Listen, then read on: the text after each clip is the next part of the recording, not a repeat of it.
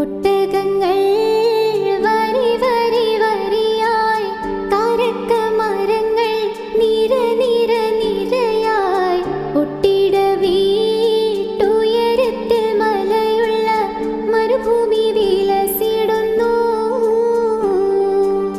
തൊടുത്ത സിക്കൂ മരത്തിന്റെ കനികളും ജെറാതെന്ന കിളികളും ചൂടുകാറ്റിനൊലികളും, ഇടക്കിടക്ക് കച്ചോട സംഘങ്ങൾ പോകുന്ന പാതകളും.